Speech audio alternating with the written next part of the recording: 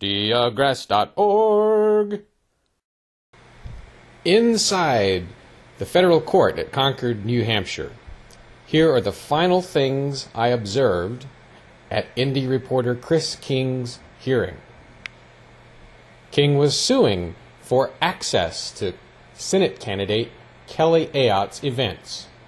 After hearing hours of arguments, often patiently I thought, Judge Magistrate Landya McCafferty retreated into her chamber and deliberated for somewhere between 30 and 90 minutes, as I recall. She came back out and ruled almost entirely in favor of the powerful defendant. Kelly Ayotte and the Republican Party wanted to keep King away from certain events. Don't touch me. Don't touch me. I'm not touching you. Saying the events were on private property and he was disruptive. King argued that all the other media was invited. You can't invite everyone and then throw one guy out because you don't like his questions. Okay, so I don't have to go anywhere. The hearing was a time-sensitive, temporary injunction attempt on King's part, but the judge ruled that he was unlikely to succeed later on in the process. Said she could not grant the injunction for that reason. She said he would have to show discriminatory intent on the part of Ayotte of the Republicans. She said he was at an event, was the only black reporter there, and the only one ejected. She referred to his past history with Kelly Ayotte, who he says has tried to have him jailed. She cited a case called K versus Bruno as a precedent. Are there other media inside? Now, the thing that you need to be clear about is that you're not going inside. But she also said the officer at one of the events in question was reasonable, and that Ayotte's security person, Stephen Monier, reasonably believed King to be some danger.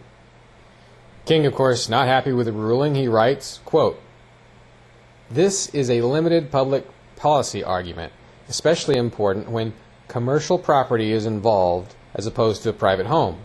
If you advertise it and invite all members of the media, if I RSVP like the others, you can't throw me out.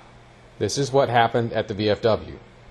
This is an issue for small press everywhere, and especially for black reporters, as McCain has ejected a black reporter, Stephen Price, for no lawful reason. It is more than just the fact that Judge McCafferty worked for opposing counsel. She was trained by a McLean-Graff outgoing judge and just missed Ayotte by a few months, and failed to divulge any of this as required by the NH Judicial Conduct Rules, because any litigant would have a concern about that.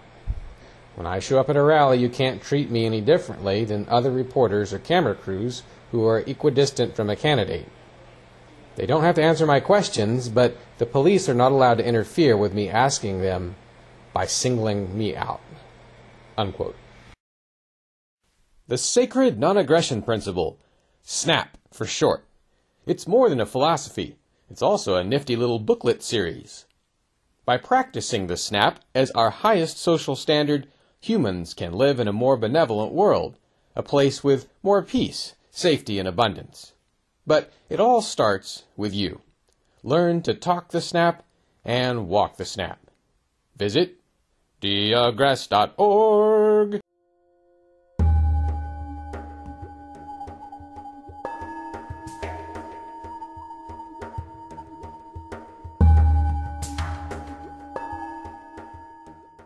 Liberty Books is at 75 Allison Street in Concord.